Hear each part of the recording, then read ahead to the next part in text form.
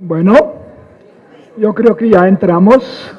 Dejemos un poco las conversaciones para después.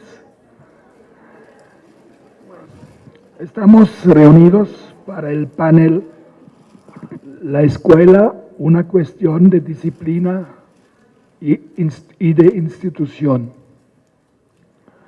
De alguna manera vamos a abordar el tema de las materias, de la disciplina, de la organización de esa institución a través de 3 ponentes de América Latina con también tradiciones disciplinarias diferentes. Está con nosotros Emilia Ferreiro.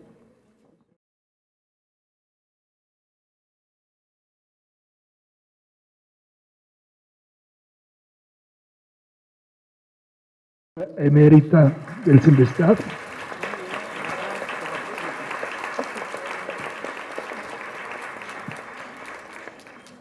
Doctora en Psicología de la Universidad de Ginebra, Suiza. Su tesis fue dirigida por Jean Piaget, quien escribió el prólogo del libro Les relations temporelles dans le langage de l'enfant en 1971. Ingresó al DIE en 1979, pero después de haber sido investigadora del Centro Internacional de Epistemología Genética de la Universidad de Ginebra y profesora de la Universidad de Buenos Aires.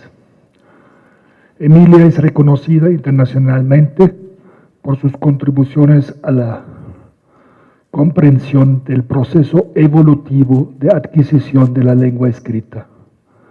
Ha sido profesora invitada en instituciones de educación superior europeas, Universidad de Roma, Autónoma de Madrid, École Pratique de Haute Étude y la Sorbonne, y latinoamericanos como el Centro de Estudios Avanzados de la Universidad de Buenos Aires, la Universidad Federal de Pernambuco en Brasil, la UNAM, el Colegio de México, donde ocupó la prestigiosa cátedra Jaime Torres Bodet.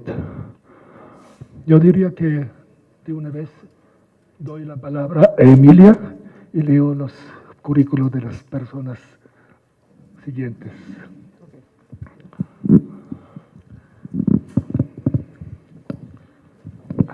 Bueno, parece que lo tengo. No sé, creo que sí. Bueno, ustedes me dirán si no se escucha bien y corrijo la posición del micrófono. Los colegas belgas hablan en su texto de la escuela en singular, pero el modo de tratamiento del asunto y todos sus ejemplos se refieren a jóvenes más que a niños. Sin embargo, quiero suponer que el discurso de estos colegas se debería aplicar a toda la escolaridad obligatoria. Y me pregunto en qué medida ese discurso me ayuda a entender la realidad de la educación de 3 a 12 años en América Latina, porque ese es el intervalo de edad que conozco de primera mano.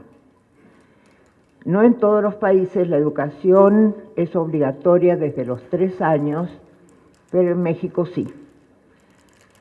Acepto que el discurso de los colegas belgas es provocador y que se dirige, no sé si en primer lugar, pero en un lugar importante, a las instancias supranacionales como la OCDE y el Banco Mundial, que han homogeneizado las propuestas educativas, sugiriendo, o más bien imponiendo, en todos los países, cualquiera fuera su grado de desarrollo educativo y la historia de sus instituciones y sus prácticas, un mismo modelo basado en competencias y por lo mismo vaciado de contenido. La internacionalización de las evaluaciones, las pruebas PISA, constituye un ingrediente fundamental de este modelo introduciendo un ranking entre los países como si se tratara de pruebas deportivas. Aclaro que tengo una apreciación más bien positiva de la manera de evaluar comprensión lectora en estas pruebas, pero el uso político de sus resultados, favorecido por la misma OCDE, es algo totalmente diferente. El modelo basado en competencias estaba destinado al fracaso. En primer lugar, porque ni siquiera las agencias decisorias consiguieron ponerse de acuerdo sobre las tales competencias. Imposible buscar en los documentos fundadores, y yo lo he hecho, un modelo teórico convincente. En segundo lugar, porque las tales competencias podían multiplicarse a voluntad, coincidiendo finalmente con los objetivos curriculares declarados previamente en cada país. En tercer lugar, porque las competencias como tales, en cualquiera de sus acepciones, no pueden ser enseñadas. Y si quitamos a la escuela las materias de enseñanza, dejamos al sistema entero en estado de perplejidad. Frente a este fracaso anunciado, me pregunto si la reflexión de los colegas belgas me ayuda a entender el fracaso de los modelos previos y a imaginar un futuro para la escuela. Coincido con ellos en defender la escuela pública, gratuita y laica, pero discrepo en varios puntos fundamentales. Y como la discrepancia forma parte de las mejores tradiciones de la vida académica, me voy a permitir disentir sobre varios puntos. Y voy a tener en cuenta las tensiones entre la escuela ideal y la escuela real, a las cuales otros colegas se refirieron en las mesas temáticas de ayer. Dentro de los problemas de la escuela real está la materialidad de las condiciones de trabajo, que no es ajena al buen funcionamiento de docentes y de alumnos. En toda la región latinoamericana, pero particularmente aquí en México, aún están pendientes los reclamos más elementales referidos a las condiciones materiales de funcionamiento de las escuelas. Aún tenemos que hablar de letrinas, de agua potable, de seguridad en las escuelas y de muchas otras cosas que vienen en ese paquete. Y el censo que se levantó a fines del año pasado es muy expresivo en ese sentido y debería ser motivo de escándalo conocer esas cifras. También con respecto a la escuela real.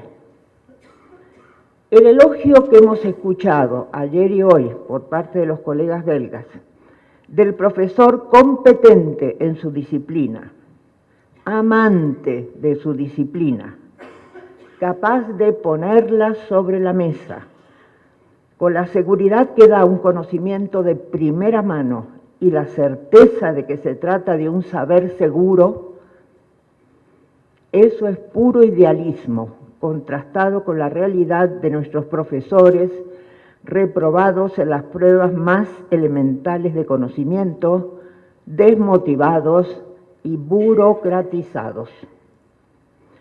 Por supuesto que hay algunos pocos profesores así, como los ha habido en el pasado inmediato o remoto.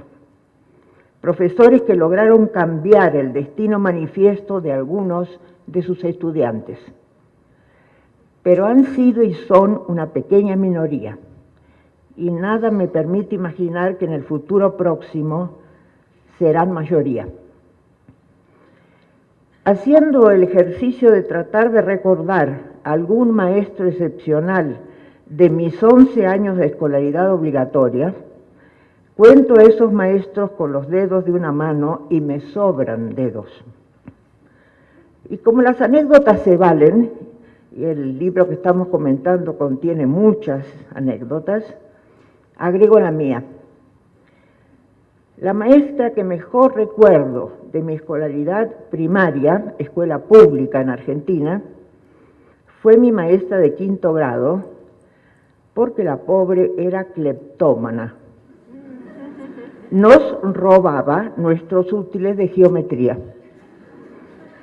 Así, desarrollamos varias estrategias para proteger nuestros compases y demás útiles objeto de su deseo.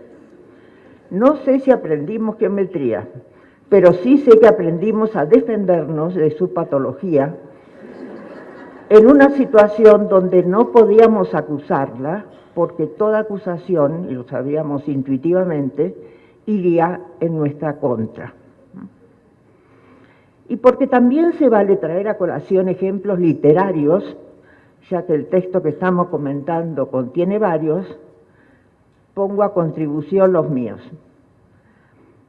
Bertolt Brecht, en un pequeño libro llamado Diálogos de exiliados, hace el elogio de la escuela tradicional en términos de preparación para la vida.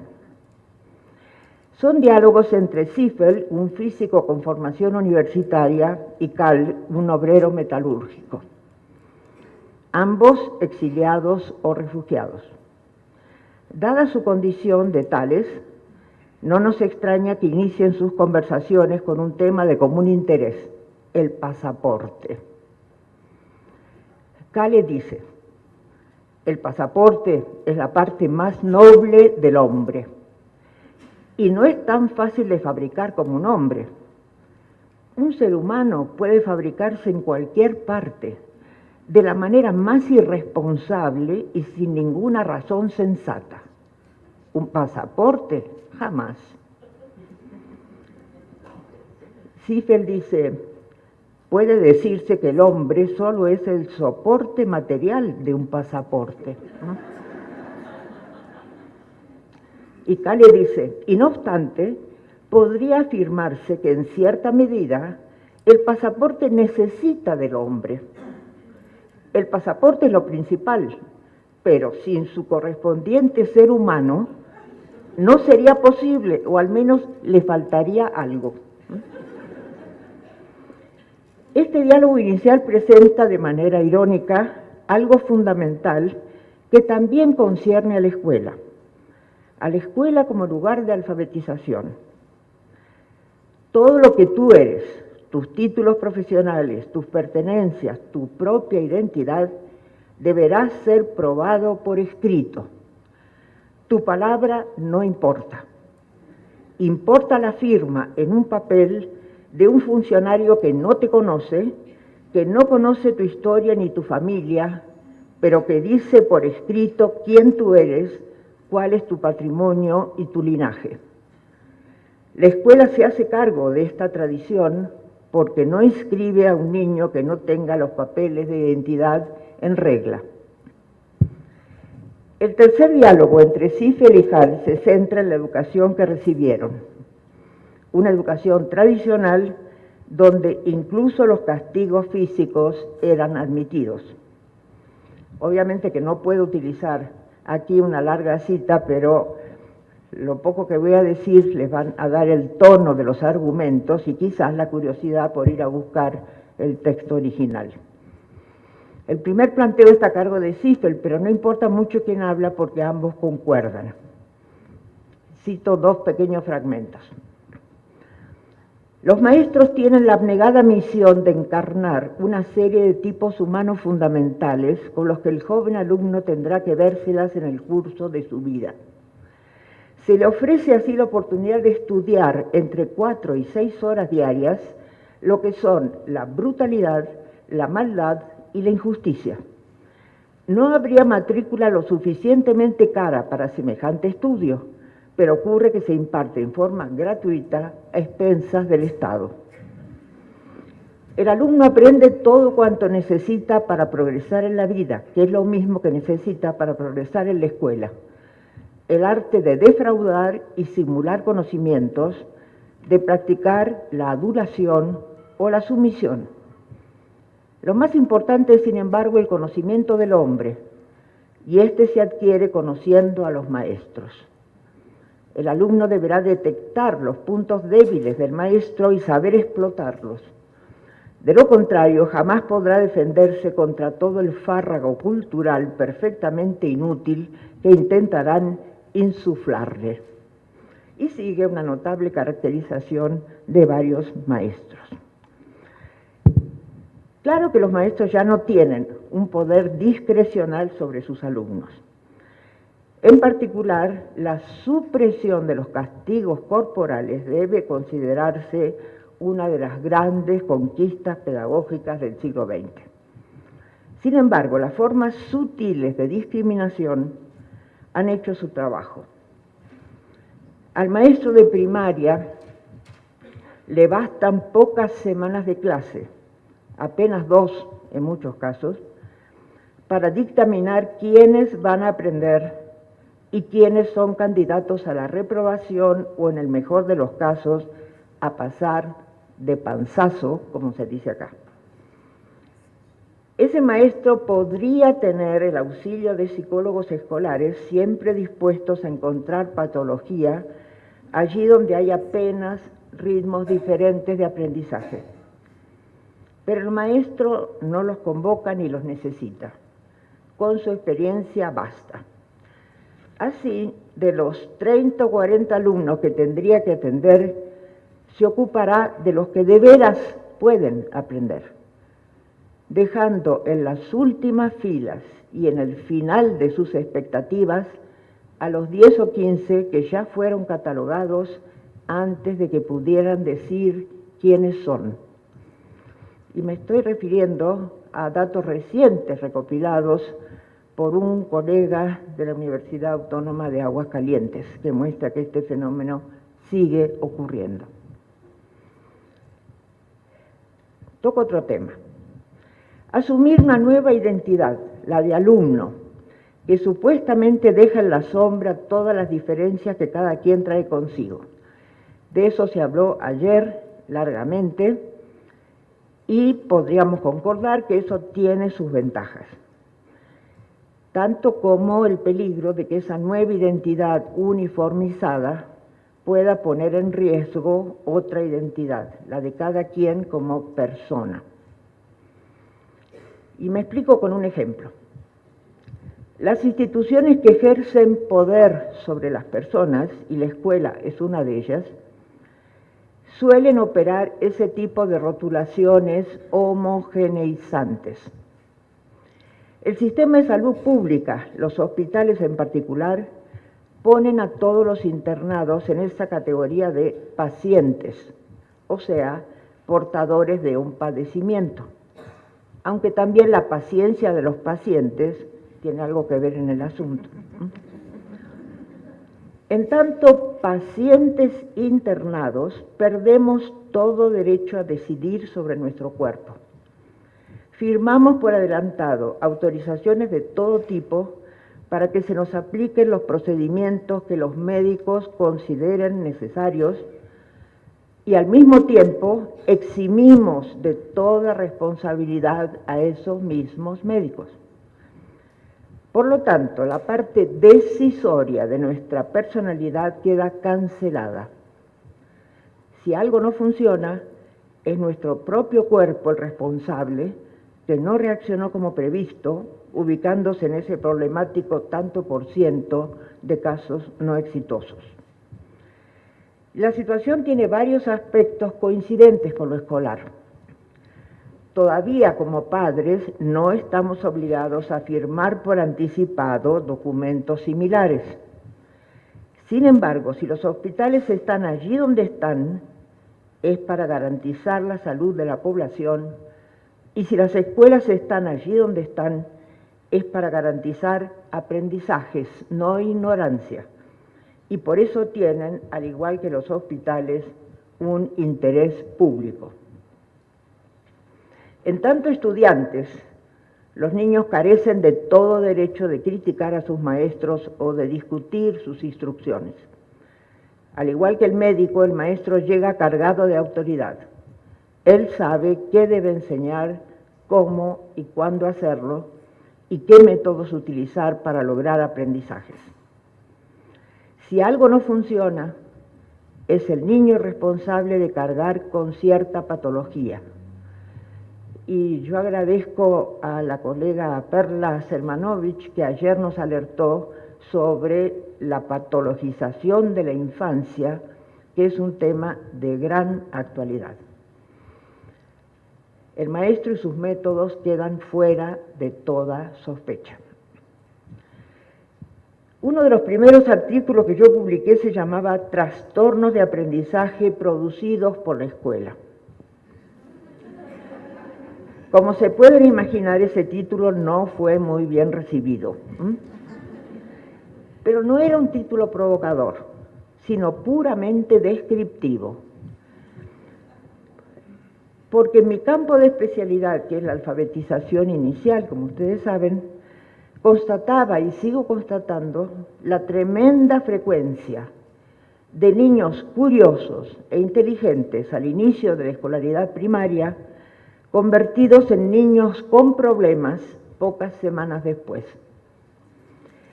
¿Qué es lo que ocurría entonces y sigue ocurriendo? Lo digo muy esquemáticamente.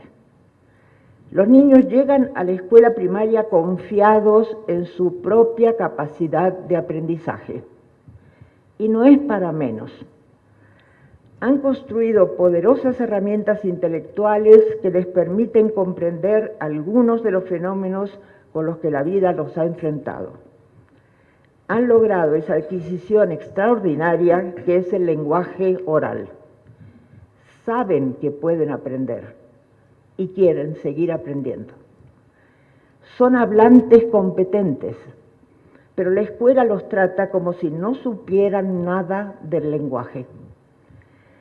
Cuando llegan a las clases de gramática, la maestra les va a enseñar a conjugar o les va a enseñar las concordancias, ignorando que esos niños vienen practicando las conjugaciones y las concordancias desde los 3 años. Claro, no conocen las etiquetas convencionales, verbo, sustantivo, adjetivo, etc. Tampoco conocen las funciones de esas clases de palabras, las cuales a su vez reciben otras etiquetas, sujeto, predicado, complemento. El niño no conoce las etiquetas, pero tiene competencia lingüística. Y aquí sí se vale hablar de competencia. En lugar de ayudar al niño a tomar conciencia de lo que ya sabe hacer, la escuela prefiere tratarlo como ignorante. El saber del maestro, un saber que es apenas saber etiquetar, se erige sobre la ignorancia declarada del alumno. Pero algunos años antes, en el inicio de la primaria, los rituales de iniciación a la lectura y la escritura también ubicaron al niño en el lugar que le corresponde, el de la ignorancia.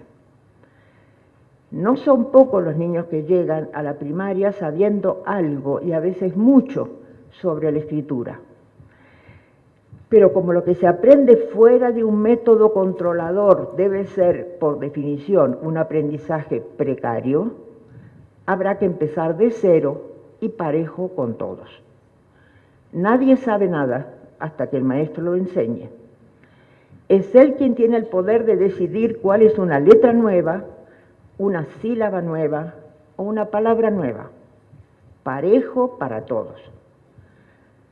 Ya están todos en la tomate, me explicaba una maestra, queriendo decirme que estaban todos aprendiendo la sílaba to. Todos, incluso Tomás, quien hacía meses que sabía escribir su nombre. Pero si la maestra dice que es nuevo, pues es nuevo para todos.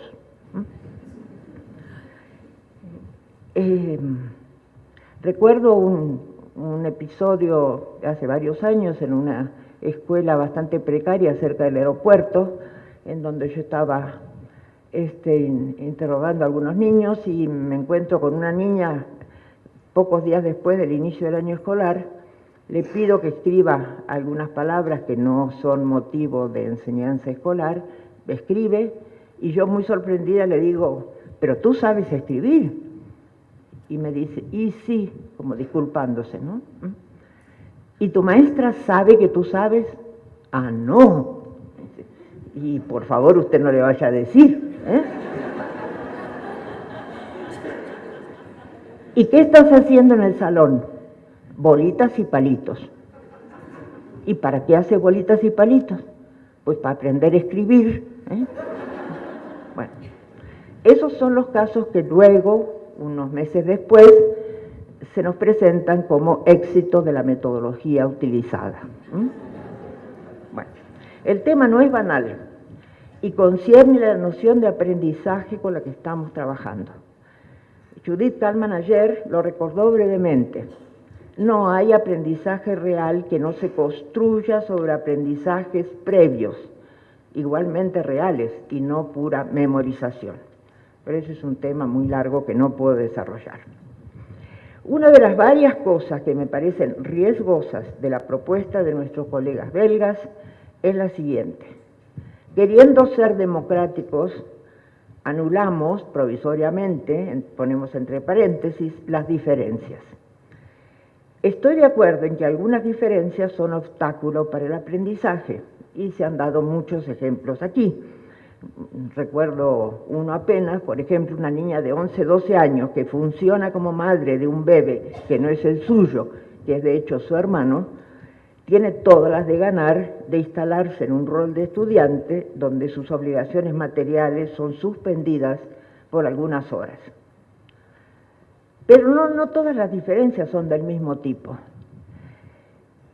Porque pongo el foco en la alfabetización inicial, debo señalar lo que es uno de los desafíos más importantes de la escuela europea contemporánea, no mexicana ni latinoamericana, europea, que es cómo tratar a los inmigrantes, muchos de los cuales vienen de una cultura del libro que no es inmediatamente compatible con la cultura occidental.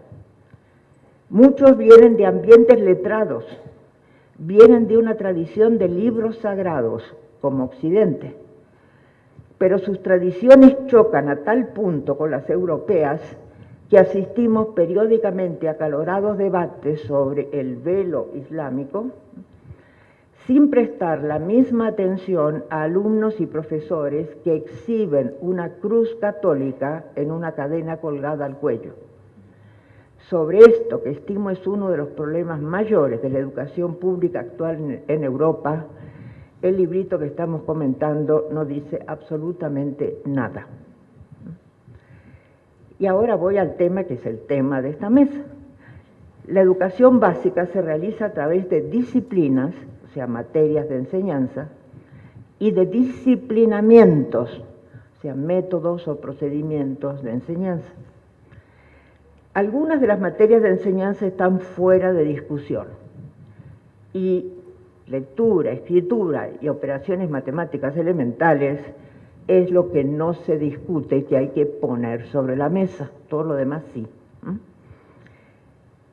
Esas operaciones matemáticas básicas son realizadas fácilmente en la actualidad a través de dispositivos electrónicos sin que el que manipula los dispositivos entienda qué es lo que hace el aparatito.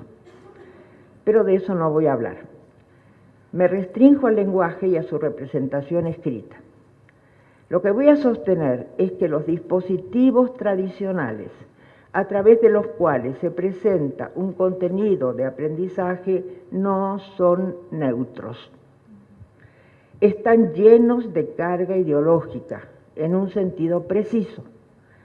Por un lado, ubican al aprendiz en la posición de la ignorancia, y por otro lado presentan el contenido a ser aprendido como ajeno a las prácticas del aprendiz, como un contenido a ser admirado y en el mejor de los casos reproducido con aplicación y devoción. En las páginas 55 a 59 de la edición en español del libro que estamos comentando, los autores hacen un elogio de rutinas de disciplinamiento clásicas entre las clásicas. El dictado, la redacción, la repetición de memoria de poemas e incluso la copia. De la copia no voy a ocuparme porque francamente me parece ridículo defenderla en épocas de fotocopiadoras y toda clase de dispositivos electrónicos que permiten la copia fiel de imágenes y textos. Voy a tratar específicamente del dictado escolar, una tradición sagrada para varias lenguas europeas, en particular el francés. En la tradición francesa, el dictado se realiza sobre un texto literario, un texto plagado de trampas ortográficas. Según las épocas, el maestro era el destinatario de esas copias, devueltas al alumno con las correspondientes marcas en rojo. En algunas épocas se procedía a una revisión correctiva grupal en el entendido que nadie podía haberlo escrito sin faltas de ortografía. Y tratándose del dictado de un texto literario, la corrección solo puede referirse a la ortografía del escribano alumno, que no recordó el modo ortográfico de distinguir los homófonos o no estableció las marcas gramaticales de concordancia. Porque, como sabemos, la ortografía del francés es marcadamente gramatical. El texto dictado como tal es inamovible, objeto de reverencia porque es un texto de un autor consagrado.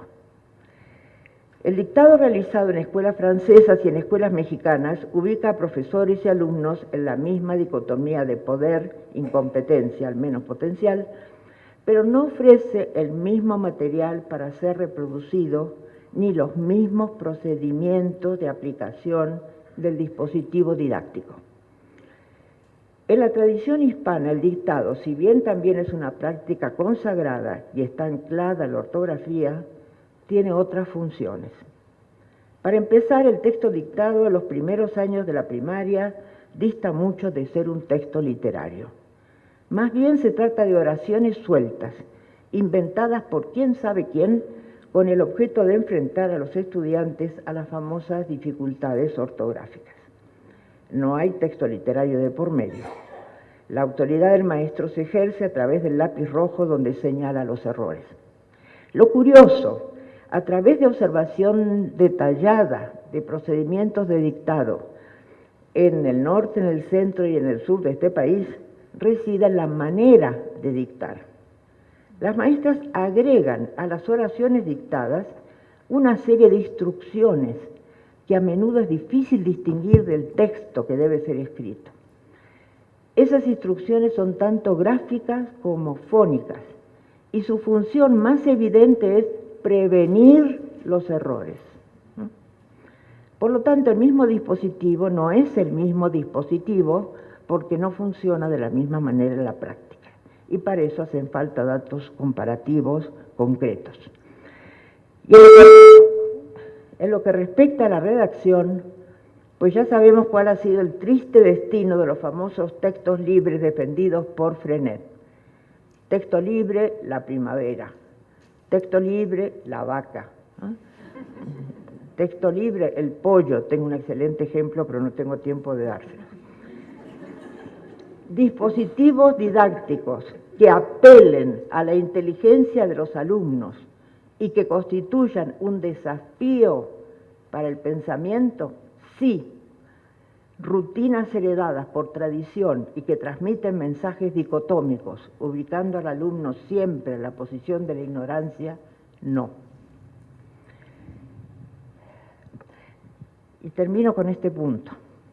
Nuestros colegas belgas nos proponen instalar profesores y estudiantes en un estricto presente, renunciando explícitamente a un futuro posible que supondría aplicabilidad de los resultados obtenidos en un mercado de trabajo cambiante e impredecible.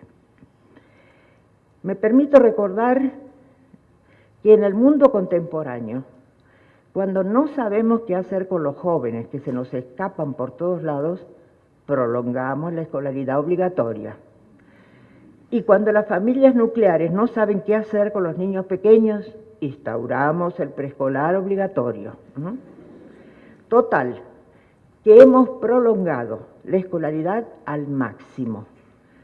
3 años de preescolar, obligatorio o de facto, más 6 años de primaria, más 5 años entre secundaria y prepa, más 5 años de licenciatura, más 2 años de maestría, más 4 años de doctorado, sin contar el postdoc obligatorio en varias disciplinas, estamos en 25 años de escolaridad. Y un individuo con 30 años de edad en el mejor de los casos. Esa persona, con todos sus diplomas a cuestas, se presenta al mercado de trabajo y le dicen, sorry, usted no tiene experiencia laboral. El individuo dice, disculpe, no tengo experiencia laboral porque me lo he pasado estudiando y aquí están mis calificaciones y mis diplomas. Y el otro necio que le dice, sorry, usted no tiene experiencia laboral. Disculpen que lo diga con mucha pasión y convicción. El capitalismo en su etapa actual de desarrollo, poco importa si le llamamos neo o post, no ha sabido, no ha podido o no puede dar respuesta a una demanda social fundamental. Lugar para todos en la sociedad productiva. En particular para los jóvenes que han completado el tremendo ciclo de 25 años de preparación y que ahora algunos quieren definir como emprendedores, ignorando que el crédito bancario para los neoemprendedores es caro y escaso y que las micro y medianas empresas tienen un tiempo de vida similar al de los neonatos. No me imagino una escuela que ponga entre paréntesis el futuro de las nuevas generaciones. Y doy la palabra a George Steiner, con quien tuve el enorme privilegio de compartir una mesa de debate en la Sorbona en noviembre de 1993. Allí George Steiner tuvo una intervención memorable de la cual retengo el siguiente fragmento. Cito: educación, escolaridad, aprendizaje, quieren decir tú serás, tú irás más allá de tu aquí y ahora. Toda pedagogía es una utopía concreta. Yo aprendo, yo enseño para que mañana y pasado mañana, temporalidades sobre las que no tengo estricto sensu ningún conocimiento, que no puedo dar por seguras, ya que mi muerte puede intervenir en cualquier momento y porque el mundo en el que vivimos puede ser aniquilado, para que mañana y pasado mañana sean vividos más plenamente, para que la realidad sea más próxima a nuestros sueños en futuro. Yo seré, tú serás, divisas fundamentalmente audaces, formidables desafíos a cualquier educación. En la escuela es por los futuros y los subjuntivos que deberían comenzar las clases de gramática, porque una verdadera escuela no es otra cosa que un atelier de lo utópico. En conclusión, y para resumir, la defensa de la escuela que proponen nuestros colegas belgas me parece un franco retroceso hacia el pasado y dudo mucho que nos ayude a comprender el estado actual de la educación pública en América Latina y en Europa y a preparar un futuro razonable aquí y allá. Más bien me parece la defensa de un movimiento pendular a los cuales la educación ha estado siempre sujeta. Cuando algo no funciona en una punta nos vamos exactamente a la contraria. Puedo justificar algunas de sus afirmaciones, como la escuela no tiene que ver con el aprendizaje, tiene que ver con aprender algo y ese algo se sostiene solo, ¿no? Dice en página 84-85. Puedo justificar algunas de esas afirmaciones como una reacción al vaciamiento de contenidos al que conduce, aunque no inevitablemente, un enfoque de competencias. Pero muy poco dicen, y esta mañana tampoco lo dijeron, de un tremendo problema. ¿En dónde se origina ese algo que se pone sobre la mesa?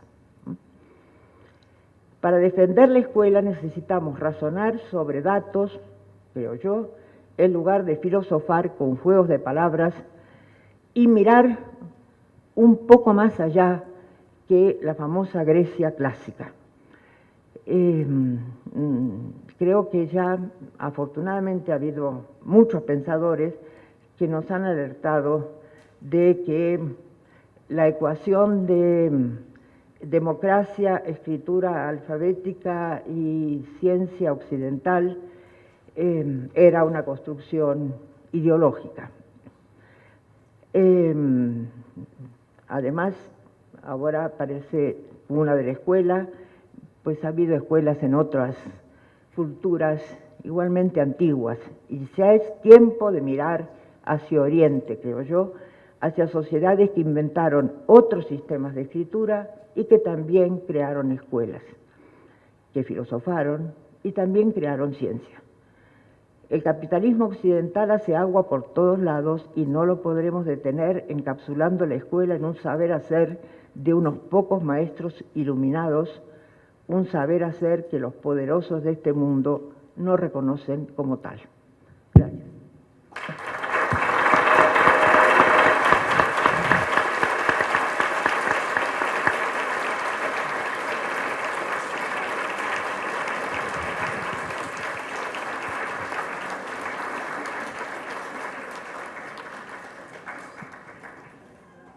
Muchas gracias, Emilia, por esta discusión.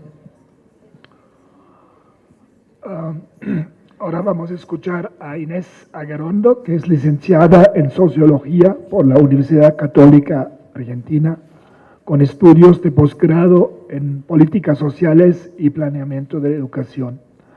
Ha sido funcionaria del Ministerio Nacional de Argentina, subsecretaria de Programación Educativa desde 1993 a 1999. Es coordinadora del área de gestión educativa en la Universidad Católica Argentina, profesora en las maestrías de Administración Educativa de la Universidad de San Andrés y de la Universidad Torcuato Di Tella, ¿verdad? Gracias. Su área de investigación y producción académica son las reformas educativas y la innovación pedagógica, especialmente en América Latina. Tiene la palabra Inés. Creo que el libro muestra claramente la vocación democratizadora de la escuela en su origen, tomando como origen la escuela griega, pero también de la escuela que constituye nuestros sistemas escolares. Me parece que no está enfatizado específicamente que esta vocación democratizadora se ejerce a través de el conocimiento. El conocimiento es lo que iguala. El conocimiento en términos de su capacidad de producir y de acompañar el desarrollo de la persona. Concuerdo con el libro cuando plantea que la evolución de los sistemas escolares deterioró, dice, en el libro se plantea como domesticar, de tal manera esa impronta que hoy es necesario volver a ponerla sobre la mesa. Ya en los años 60, el clásico estudio de Coleman señaló la importancia de los determinantes socioeconómicos en los resultados educativos, y más tarde todo el desarrollo de la sociología de la reproducción es clara en ese sentido.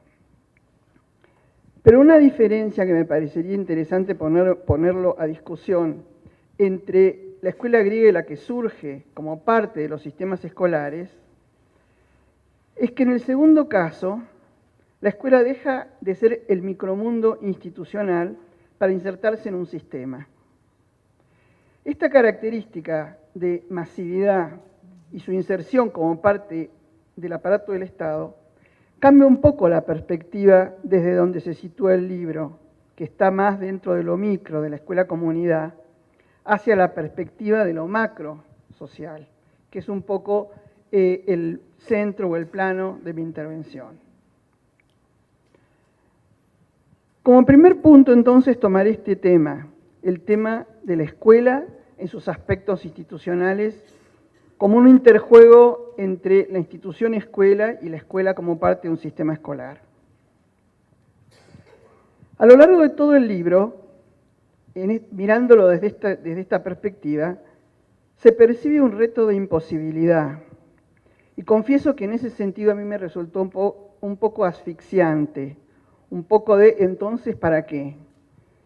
Al final, termina abriendo unas ventanas hacia la imaginación, hacia lo que Inés Dussel llamó ayer las ilusiones del futuro necesarias de poner en juego también en este contexto.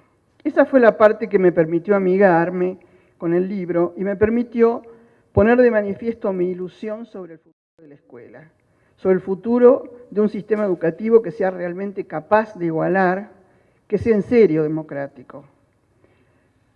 Trataré en estos breves minutos que tengo de compartir con ustedes esta ilusión, quizá de una manera un poco provocativa, la ilusión de que es posible dar vuelta a esta historia. Entiendo que una de las consecuencias más nefastas de la domesticación del ideal de la escuela es que fue cambiando de tal modo que en lugar de democratizar, cayó en la reproducción. De hecho, creo que esta escuela que tenemos, en lugar de cumplir con todos los desideratum que presenta el libro, los niega. Quedó bien claro en la intervención anterior este tipo de cuestión. Es una escuela situada dentro de un marco que tanto desde su propuesta pedagógica, lo que podríamos llamar su tecnología de base de producción, de aprendizaje y educación, cuanto desde sus características organizativas, institucionales, es inequitativa, no cumple con el mandato original de justicia social. Pero no creo que sea imposible imaginar una ilusión alternativa si nos lo proponemos seria y colectivamente. Judith Calma dijo ayer en su intervención que somos buenos para criticar la escuela, pero mucho menos idóneos para imaginar la alternativa. Y esta es la línea que me interesa conversar con ustedes. Me interesa abrir un debate hacia cómo cambiar la realidad que tenemos. Sé que me voy a equivocar en muchas cosas, pero quisiera lanzar un reto a que lo hiciéramos, y que lo hiciéramos desde la realidad de nuestra América Latina, con los pros y los contras que todo esto pueda significar. Porque rescato varios espacios en que América Latina ha hecho avances en modelos alternativos, más justos para nuestros sectores vulnerables, pero no los tenemos en cuenta, de los cuales no aprendemos y, lo que es peor, no los defendemos. Algunos de estos ejemplos los voy a traer a la mesa hacia el final. El punto 2 que quiero plantear es cuáles serían algunos elementos para pensar esta reestructuración de la escuela y del sistema educativo en su totalidad. Y me avengo a que pueden algunos de ellos ser un poco conflictivos. Un primer tema es que en términos del formato de escuela distribuidora de conocimiento, que habilita para el tiempo libre, que suspende diferencias, para la equidad, para la movilidad social, para la participación, se ha avanzado bastante en el discurso, pero no en el formato. Y lo más complicado, tampoco en ayudar a cambios en las representaciones sociales, porque se sigue pensando en la escuela tradicional como única o más válida posibilidad de distribución de conocimiento. Y esto en contextos democráticos en los cuales las decisiones y los cambios requieren de consenso, obstruye la posibilidad de cambios organizativos que permitan que la escuela se reestructure hacia la posibilidad de cumplir con un mandato de democracia que uno puede reconocer como esencial para su definición. Tenemos muchos ejemplos cercanos y más lejanos en los cuales políticas, decisiones que sabemos que son las necesarias para mejorar, no se llevan a cabo porque alteran la situación, a veces injusta, a veces más justa, de docentes, familias, regiones, que ponen sus decisiones sindicales, que ponen sus trabas para poder hacer los cambios que sabemos todos que tendríamos que hacer. Pero avanzando ya en la ilusión de una institucionalidad, de una escuela democrática, y reiterando que mi ilusión es conseguir un formato escolar que sea capaz de cumplir con el mandato original de igualdad y de una educación que apoye la justicia social, creo que hay que repensar también qué ha significado este paso de la historia desde 200 años de un sistema escolar que no podemos cambiarlo en sus manifestaciones concretas en sus escuelas. Creo que hoy la escuela y los sistemas escolares están atravesados por una mutación en su misión, en el mandato original, que era en su origen la necesidad de enseñar a leer y escribir en la niñez. Hoy creo que esto ha sido mutado, ha sido cambiado hacia otra lógica. Ya no es enseñar sino aprender, es decir, enseñar, aprender, enseñar, aprender, aprender. Es decir, no alcanza con que el alumno aprenda, se necesitan los procedimientos mentales que lo habiliten a seguir aprendiendo. No alcanza solo con leer y escribir, y necesitamos algo que se defina de la manera que quieran, pero que se maneja en la literatura como competencia del siglo XXI, aprendizajes complejos, pensamiento sistémico. Hay muchas maneras, habría que decir qué es lo que entendemos que sería el contenido del mensaje o del aprendizaje, y ya no durante la niñez solamente, sino a lo largo de toda la vida. ¿Qué cambiar entonces para acompañar esta nueva demanda? En primer lugar, algunas de las cosas que se dijeron en la presentación de Emilia, creo que el nudo central de la reestructuración es la nueva forma de la propuesta pedagógica. Es necesario poner en práctica propuestas pedagógicas que no segmenten, que den oportunidades a todos, que contengan los elementos necesarios para que todos aprendan. En otros términos, mi ilusión es que sea posible la reestructuración de cada uno de los vértices del triángulo didáctico, el conocimiento, la enseñanza, el aprendizaje, pero no solo en el discurso, porque en el discurso muchos de los cambios en la enseñanza, en el aprendizaje, forman parte de la formación inicial de los docentes, forman parte de muchas reflexiones, pero en la práctica no pasan cosas de acuerdo con ese discurso. Más bien es un discurso que se declama, pero que no se aprende para la práctica. Y voy a ser reiterativa, no se aprenden las competencias para poder ejercer una docencia de otro tipo. Se ha producido entonces bastante conocimiento relativo a la enseñanza y un aprendizaje alternativo. Pero ¿cuánto de este nuevo conocimiento, ha tensionado la aparición real de una nueva didáctica, de un modo alternativo de poder distribuir el conocimiento, de un modo que ofrezca a maestros y profesores elementos para superar su malestar, como ayer se planteaba, y a los alumnos elementos para superar su aburrimiento, como sabemos que ocurre hoy en nuestras escuelas? Pero una cosa sí falta, no se ha producido en cambio suficiente cuestionamiento a la base epistemológica del currículum. ¿Qué tipo de conocimiento es el válido para distribuir? ¿El que presenta el mundo disecado en disciplinas y supone un pensamiento lineal propio del siglo XIX? ¿O uno más actualizado que presente el mundo en términos de problemas a ser resueltos en el marco de toda su complejidad? Uno que habilite y permita incidir sobre el mundo para poder modificarlo. Esta es una de las deudas que nos quedan en el campo de los estudios del currículo. Dicho esto, que en primer lugar planteo que lo que hay que reestructurar es el corazón del triángulo didáctico, creo que en segundo lugar, una ilusión de propuesta de cambio abarcaría la necesidad de pensar cuáles son los aspectos institucionales que tienen que acompañar una nueva propuesta. Y digo que esto tiene que ser en segundo lugar, porque la forma institucional o el formato no puede ser resuelto, como muchas veces se hace, sin tener en cuenta lo que manda la reestructuración de la propuesta de enseñanza.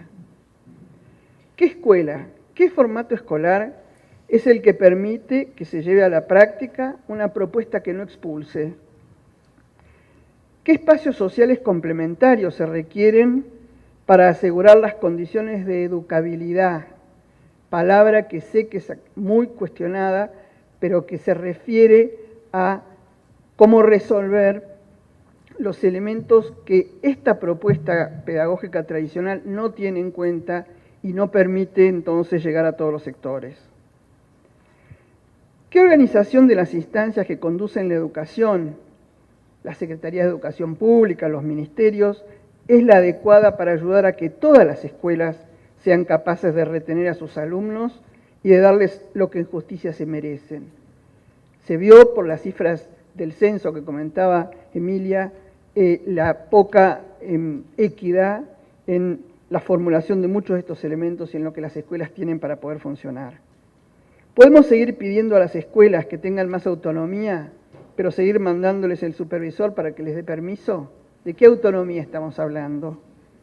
¿Podemos seguir diciendo que el alumno deserta y no reconocer que es la escuela y el sistema el que expulsa? Me ilusiona entonces poder tener una institucionalización diferente, alternativa, una institucionalidad en la que pasemos de la homogeneidad a la heterogeneidad. ¿Qué tal escuelas que pudieran organizarse o armar sus ofertas no siguiendo un único patrón, sino en consonancia con lo que se requiere? ¿Qué tal aulas que soportaran alumnos diferentes y pudieran adaptarse a ellos?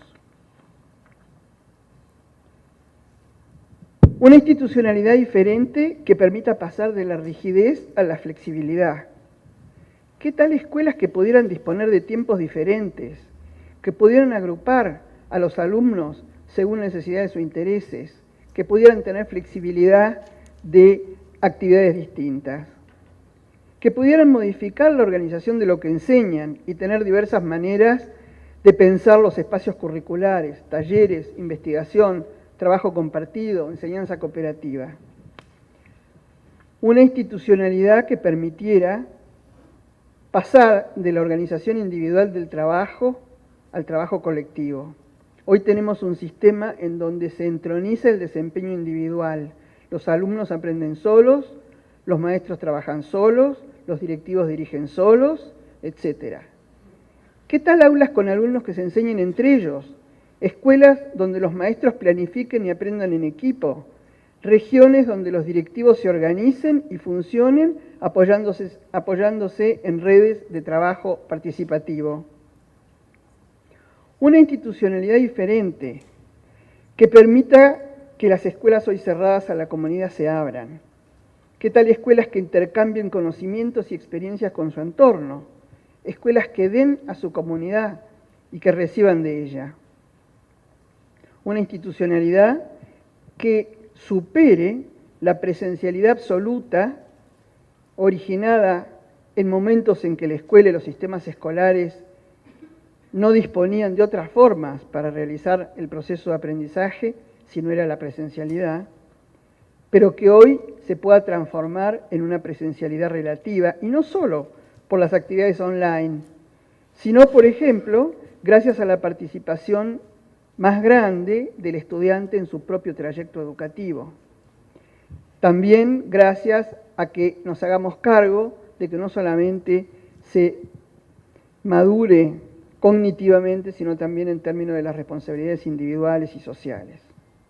Todo esto sin olvidar la importancia de la incorporación de las nuevas tecnologías, pero no como pizarrón o como moderno cuaderno de ejercicios, sino las tecnologías como verdadero recurso de aprendizaje y de inclusión, como vimos ayer cuando se habló del programa uruguayo. Tecnologías que permitan ofrecer la gramática del mundo tecnológico necesario para vivir en esta sociedad.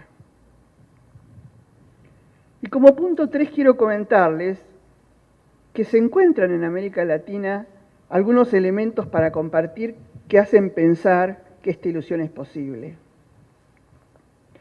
Empecemos por la bien conocida y querida Escuela Nueva de Colombia, que tiene ya 25 años de experiencia, que fue una experiencia de trabajo en las comunidades rurales, en donde se produce un trabajo exitoso de inclusión, que se trabaja con la comunidad, en el cual las familias participan, los alumnos participan, se atienden las diferencias individuales. ¿Por qué no lo tenemos como bandera para poder trabajar y mejorar muchas de nuestras propuestas de enseñanza en esos sectores parecidos?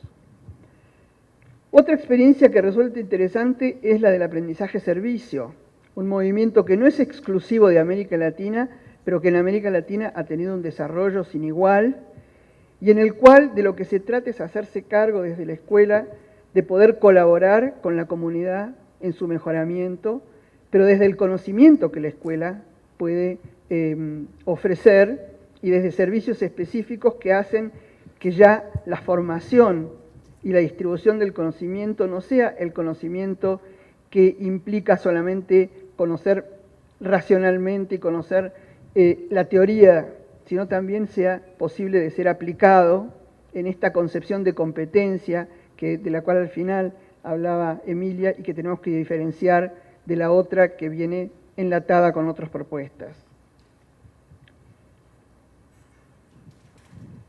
¿Qué tal la relación tutora de México? Bastante desconocida entre los mexicanos. Una experiencia súper interesante que no es la del tutoraje de secundaria, que es más conocido, sino que tiene que ver con un grupo que ya abarca unas entre 7.000 y 8.000 escuelas de telesecundaria, en la cual se les trabaja con los alumnos para que ellos se enseñen entre ellos y que estos espacios de telesecundaria funcionen como verdaderas comunidades de aprendizaje. Lo más interesante es que en la penúltima prueba de enlaces, estos chicos de estas telesecundarias han sacado puntajes iguales o más altos que los alumnos de las escuelas urbanas. Esto en el México de hoy, con los alumnos de hoy, con los profesores de hoy, con las situaciones de hoy. Estas experiencias existen, son o han sido exitosas, hay que cuidarlas, poder detectarlas, darles el valor para que sigan creciendo. A estas y a muchas más que ocurren en el día a día de las escuelas latinoamericanas, y de cuyo testimonio es un ejemplo también la expedición pedagógica de Colombia, que fue a buscar, de la cual se habló ayer, que fue a buscar a muchas escuelas y que armó un sistema de aprendizaje conjunto entre los docentes de distintos tipos y de distintas regiones. Quiero terminar planteando también un último punto que tiene que ver con el aprendizaje a lo largo de toda la vida, que me parece que tiene que formar parte de la reflexión de qué forma tiene que tener la distribución de conocimiento en esta nueva sociedad. Estoy pensando, por supuesto, desde la idea de la escuela pública, común para todos, y como bien público, de una educación que es responsabilidad del Estado. Pero creo que esa responsabilidad no se agota hoy en el espacio niñez, adolescencia, juventud. Creo que la oferta de educación no puede terminar a una edad determinada, ya que aprendemos en todo lugar y a lo largo de toda la vida. Porque no tener oferta pública para el desarrollo personal durante toda la vida significa renunciar a un tramo de la construcción de una educación justa. Significa dejar en manos de la responsabilidad individual ese tramo. Y ya sabemos qué pasa cuando la responsabilidad está en manos de cada uno y el Estado se desresponsabiliza. Por eso mi ilusión es que América Latina cuente con estados modernos capaces de gestionar estos cambios paradigmáticos que nos permitan avanzar hacia sociedades más justas a través de una educación más justa. Muchas gracias.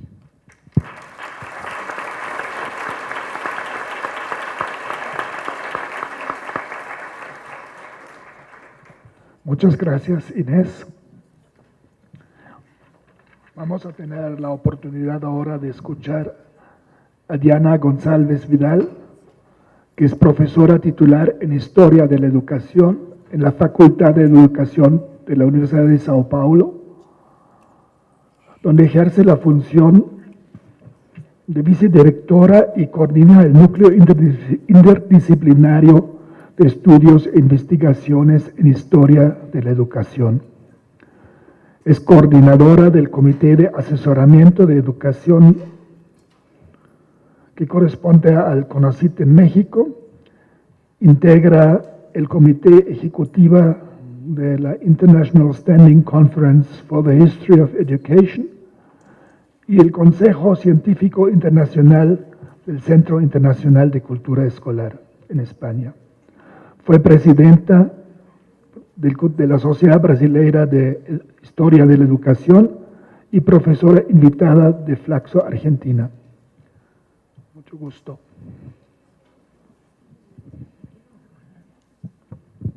Buenos días a todos y a todas. Es un placer estar acá con ustedes en esta mesa sobre el futuro de la escuela y bueno, intitulada, la verdad, La escuela, una cuestión de disciplina y de institución. No sé por qué no aparecen las láminas. No sé qué hice. Bueno, espera, por ahí estoy haciendo mal. No estoy. Quería empezar por agradecer a Inés Duce por la invitación y a todo el equipo de Sinvestav por ofrecer las condiciones para este seminario y agradecer también la oportunidad de estar acá con todos estos investigadores y incluso el placer de dividir la mesa con Inés Aguirreondo y con Emilia Ferrero.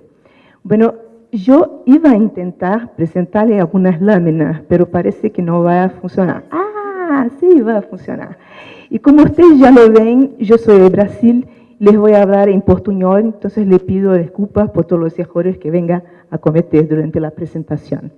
Bueno, entonces, ¿cómo pensé esa presentación para nosotros? La verdad que empecé con la provocación de Inés desde el libro de Jan y de Martin. Entonces,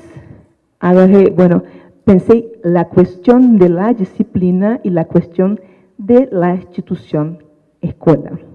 Entonces, agarré una lámina más antigua, ¿no? Entonces, aquí tiene una representación bien clara de lo que pensamos nosotros de disciplina y me detuve nada más que en la idea esta de disciplina como disciplinamiento, como dijo Emilia.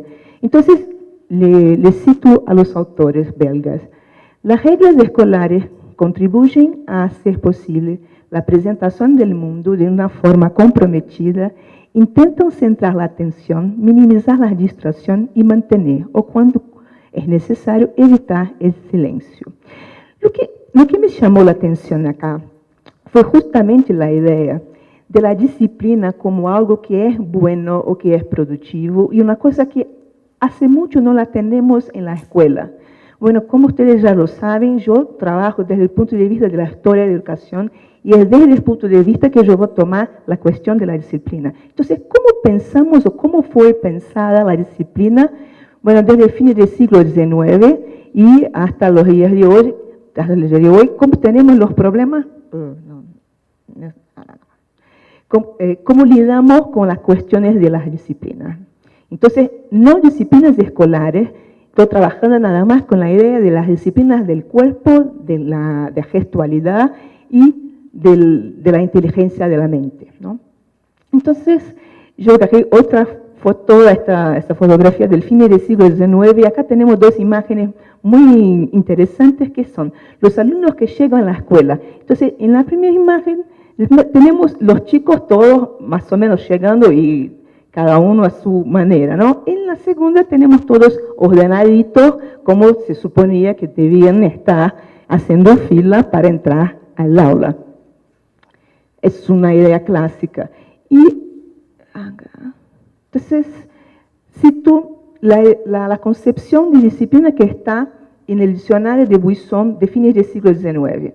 La disciplina consiste en despertar, estimular, dirigir las fuerzas intelectuales y morales recientemente nacidas y que no llegarán a formarse si no les aplicamos un ejercicio libre y gradual. Entonces, acá, a fines del siglo XIX, la idea de disciplina del cuerpo tiene que ver con la civilidad, preparar a los chicos para el ejercicio de la ciudadanía, para la civilidad, para aquel que en este entonces se pensaba como el ejercicio del ciudadano, ¿no? O sea, cómo sentarse bien, cómo pararse, cómo adresar a hablar con la gente, en fin, cómo portarse bien dentro, en este contexto de civilidad contra un contexto de barbarie. O sea, la escuela surgió también a fines del siglo XIX. La escuela obligatoria, estoy trabajando yo más que todo, aparece como un antídoto a toda la barbarie que se conocía en el siglo XIX. O sea, Se podría producir un nombre nuevo desde la escuela, y una de las cosas que la escuela tendría que hacer es, bueno, sujetar el cuerpo para la acción ciudadana. Bueno, pero hay otros conceptos de disciplina. Uno que asocia disciplina y libertad. Entonces, esta es una imagen de los años 30 y de los chicos en el aula, y ustedes pueden percibir que no se nota la presencia del maestro, ¿no? Los alumnos están trabajando libremente sobre no sé qué materia, pero están trabajando libremente con el interés. Bueno, entonces, una cita de Dewey que defiende la idea de que la disciplina es el medio de alcanzar, de llegar a la libertad. Entonces, una persona que ha sido enseñada a ponderar sus actos, a practicarlos por su libre arbitrio, es una persona disciplinada. Si asociamos a esta capacidad un poder de persistir en una dirección criteriosamente elegida, a pesar de las distracciones, confusiones o dificultades que pueden surgir, tendremos la esencia de la disciplina. En este caso, yo estaba hablando entonces de la disciplina como algo que puede permitir la libertad del sujeto. O sea, ¿por qué soy disciplinado? Porque he aprendido a disciplinar mis acciones, prever el futuro, pensar el presente, organizarme. Puedo ejercer libremente mi libertad, ¿no? Por supuesto que esta idea de disciplina tiene que ver con la misma idea de institucionalización de la escuela, ¿no? Entonces, el mismo Buisson, en el diccionario del fines del siglo XIX, va a decir: las prescripciones de las reglas escolares, la uniformidad de los ejercicios, del movimiento, la ley del silencio y la inmovilidad, y todas las demás obligaciones que son impuestas en las escuelas no derivan de la naturaleza de las cosas o de los principios de la pedagogía, no son deberes morales propiamente dichos, sino son solo las necesidades resultantes del hecho material de la reunión de un gran número de alumnos en un mismo local, bajo un maestro que debe ser suficiente a todos y a todos. Entonces, acá tenemos el problema que se pone para nosotros hasta hoy, como estaban comentando las panelistas que me antecedieron. El problema no es la escuela, solo la escuela desplazada, pero la institución de la escuela. Es en el momento que ponemos todo o que queremos poner todos los chicos en la escuela, y que la escuela tiene que tener todos ahí sentados, pero con un método de enseñanza que es la simultaneidad, o sea, la suposición de que todos los alumnos aprenden al mismo tiempo las mismas cosas, ¿no? Y que tienen un modo de aprendizaje que es el mismo, y aquel que no está en el mismo tiempo de los demás tiene fracaso, está retrasado, tiene un problema, porque la normalidad se pone para que todos aprendan al mismo tiempo. Entonces la disciplina también se hace necesaria como un modo de funcionamiento de la escuela. Si no tenemos silencio, si no tenemos disciplina, si no tenemos, bueno, los chicos sentados y escuchándonos, no podemos trabajar desde el punto de vista del método simultáneo, porque si los chicos están hablando todos al mismo tiempo, ¿cómo lo hacemos para que progresen de la misma manera a lo largo del tiempo? Pero es claro que este problema de la disciplina, o sea, este problema de juntar todos los chicos en la misma aula para que aprendan al mismo tiempo, al fin del siglo XIX, como la escuela, que es obligatoria, porque el tema que parece que nos une acá no es solo la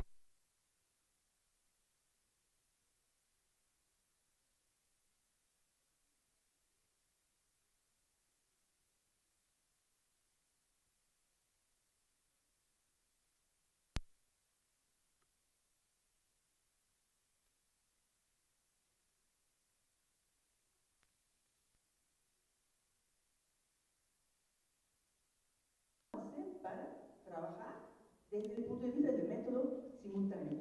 Entonces, en los años 30, más o menos a fines del 20, inicio de los años 30, el mismo Dewey va a decir, bueno, la disciplina se toma, o la disciplina se hace en el aula porque se asocia la idea de aprendizaje a interés. Entonces, le cito otra vez a Dewey, no es necesario enfatizar que el interés y disciplina están en relación y no en oposición. Incluso la fase más puramente intelectual de la capacidad es ejercida, aprehensión de aquello que se hace a través de los resultados, no es posible sin interés. La ponderación será superficial si no hay interés. Por lo tanto, acá tenemos una otra concepción de disciplina. No solo disciplina que queda parada en silencio, pero está interesado en algo que se hace. Bueno, nosotros sabemos muy bien que todos los chicos que tenemos en el aula hoy por hoy, si están interesados en lo que están haciendo, sea jugando en la computadora o trabajando en grupo, están disciplinados si tienen o no están en silencio. No importa el silencio, y que importa es el engajamiento, la manera como los chicos están mirando o la atención que ellos prestan al contenido o al ejercicio que están haciendo. Bueno, pero también tenemos la idea de disciplina como control, ¿no? Como la disciplina como prisión, como cárcel y no como libertad, ¿no? Entonces, y acá traigo una cita de Foucault, de Michel Foucault, que todos conocen.